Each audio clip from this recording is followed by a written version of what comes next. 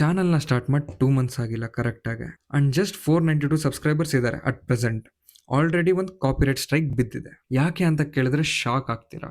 And ಇದು ಬಂದಿರೋದು ಬೇರೆ ಯಾವ ಮೂವಿಯಿಂದನೂ ಅಲ್ಲ, ನಮ್ಮ ಕನ್ನಡ ಮೂವಿಯಿಂದಾನೆ. ಯಾಕೆ? ಹಾನೆಸ್ಟ್ ಆಗಿ ರಿವ್ಯೂ ಕೊಟ್ಟಿರೋದಕ್ಕೆ. ಹಾನೆಸ್ಟ್ ಆಗಿ ಮಾತಾಡಿರೋದಕ್ಕೆ ಕಾಪಿರೈಟ್ ಸ್ಟ್ರೈಕ್ ಕೊಟ್ಟಿದ್ದಾರೆ ಅಂದ್ರೆ ಅರ್ಥ ಮಾಡ್ಕೊಳ್ಳಿ. ಕಾಪಿರೈಟ್ ಸ್ಟ್ರೈಕ್ ಬಂದಿರೋದು ಏಳುಮಲೆ ಮಾದೇಶ್ವರ ಬೆಟ್ಟದಿಂದ. ಸ್ವಲ್ಪ ದಿವಸ ಹಿಂದೆ ನಮ್ಮ ಇನ್ಸ್ಟಾಗ್ರಾಮ್ ಚಾನಲ್ಗೆ ಒಂದು ಮೆಸೇಜ್ ಬಂತು ಫೇಕ್ ಅಕೌಂಟಿಂದ. ವಿಡಿಯೋನ ಡಿಲೀಟ್ ಮಾಡಿ ಇಲ್ಲಾಂದ್ರೆ ಕಾಪಿರೈಟ್ ಸ್ಟ್ರೈಕ್ ಆಗ್ತೀವಂತ. ನಾನು ಪ್ರೊಫೆಷನಲ್ ಆಗೇ ಕೇಳಿದೆ, ಸರ್ ನೀವೆಲ್ಲಿಂದ? ಪ್ರೊಫೆಷನಲ್ ಆಗಿ ಮೆಸೇಜ್ ಮಾಡಿ ಅಂತ. ಅವ್ರು ಪ್ರೊಫೆಷನಲ್ ಆಗು ಮೆಸೇಜ್ ಮಾಡಿದ್ರು. ಅದಕ್ಕೆ ನಾನು ಕೌಂಟರ್ ಕ್ವಶನ್ ಸಹ ಕೇಳಿದ್ದೀನಿ. ಯಾಕೆ, ಏನ್ ತಪ್ಪಾಗಿದೆ ರಿವ್ಯೂ ಅಲ್ಲಿ, ಏನ್ ಎಡಿಟ್ ಮಾಡಬೇಕು ಅದನ್ನ ಹೇಳಿ ಅಂತ.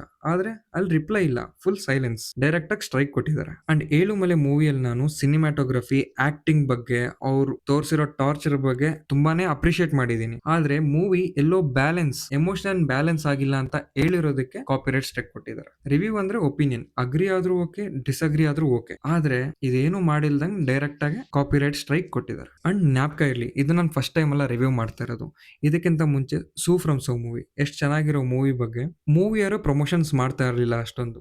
ನಾನು ನಮ್ಮ ಚಾನಲ್ ಇಂದ 4 ವಿಡಿಯೋಸ್ ಪೋಸ್ಟ್ ಮಾಡಿದ್ದೀನಿ ಆ ಮೂವಿ ಬಗ್ಗೆ. ಯಾಕೆ ನೋಡ್ಬೇಕು, ಯಾಕೆ ಚೆನ್ನಾಗಿದೆ.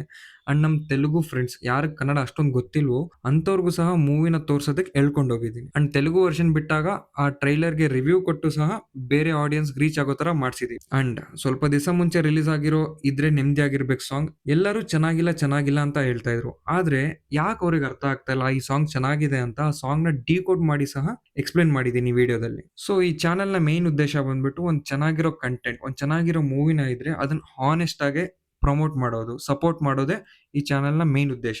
ಸೊ ಹಿಂಗ್ ಸಪೋರ್ಟ್ ಮಾಡುವಂತ ಚಾನೆಲ್‌ಗೆ ನೀವು ಕಾಪಿರೈಟ್ ಸ್ಟ್ರೈಕ್ ಹಾಕಿ ಚಾನೆಲ್‌ನ ಡೌನ್ ಮಾಡೋದು, ಇಲ್ಲಾಂದ್ರೆ ಸೈಲೆನ್ಸ್ ಮಾಡೋದಕ್ಕೆ ಟ್ರೈ ಮಾಡ್ತಿರೋದು, ಇದು ಜಸ್ಟ್ ಚಾನೆಲ್ ಡ್ಯಾಮೇಜ್ ಅಲ್ಲ, ಒಂದು ಕನ್ನಡ ಕಮ್ಯುನಿಟಿಗೆ ಡ್ಯಾಮೇಜ್ ಇದು.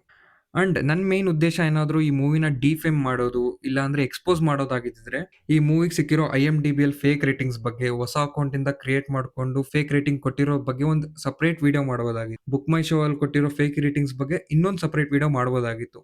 ಆದ್ರೆ ನನ್ನ ಉದ್ದೇಶ ಅದಲ್ಲ. ಒಂದು ಚೆನ್ನಾಗಿರೋ ಮೂವಿನ ಚೆನ್ನಾಗಿದೆ ಅಂತ ಹೇಳೋದು, ಚೆನ್ನಾಗಿಲ್ಲ ಅನ್ನೋದೇ ನಮ್ಮ ಉದ್ದೇಶ. ಅಂಡ್ ಅದ್ರಲ್ಲೂ ಕನ್ನಡ ಸಿನಿಮಾಸ್ ಅಲ್ಲಿ ಸ್ವಲ್ಪ ಚೆನ್ನಾಗಿದ್ರು ಸಹ ಅದನ್ನ ಪ್ರಮೋಟ್ ಮಾಡೋದೇ ನಮ್ಮ ಉದ್ದೇಶ. ಸೊ ಈ ಕಾಪಿರೈಟ್ ಸ್ಟ್ರೈಕ್ ನೋಡಿ ಬೇಜಾರಾಗ್ತಾ ಇದೆ. ಅದಕ್ಕಿಂತ ಜಾಸ್ತಿ ಯಾಕೆ ಬೇಜಾರಾಗ್ತಾ ಇದೆ ಅಂದ್ರೆ, ಒಂದು ಸೋಷಿಯಲ್ ಮೀಡಿಯಾ ಪ್ಲಾಟ್ಫಾರ್ಮ್ ಅಲ್ಲಿ ಒಂದು ಮೂವಿ ಬಗ್ಗೆ ಹಾನೆಸ್ಟ್ ಆಗಿ ರಿವ್ಯೂ ಕೊಡೋದು ಈ ನಡುವೆ ತಪ್ಪಾಗೋಗ್ಬಿಟ್ಟಿದೆ ಅನ್ನೋ ಒಂದು ಫ್ಯಾಕ್ಟ್ ನ ಡೈಜೆಸ್ಟ್ ಮಾಡ್ಕೊಳಕ್ ಆಗ್ತಾ ಇಲ್ಲ. ಅದಕ್ಕೆ ಬೇಜಾರಾಗ್ತಾ ಇದೆ. ಅಟ್ ಪ್ರೆಸೆಂಟ್ ನಮಗೆ 492 ಸಬ್ಸ್ಕ್ರೈಬರ್ಸ್ ಇದ್ದಾರೆ. ರಿಯಲ್ ರಿವ್ಯೂಸ್, ಹಾನೆಸ್ಟ್ ರಿವ್ಯೂಸ್ ನ ಸಪೋರ್ಟ್ ಮಾಡೋ 492 ಸಬ್ಸ್ಕ್ರೈಬರ್ಸ್. ಸೊ ಅಟ್ ಲೀಸ್ಟ್ ಇವ್ರಿಗೋಸ್ಕರ ಹೀಗೆ ಹಾನೆಸ್ಟ್ ವಿಡಿಯೋಸ್ ನ ಕಂಟಿನ್ಯೂ ಮಾಡ್ತೀನಿ.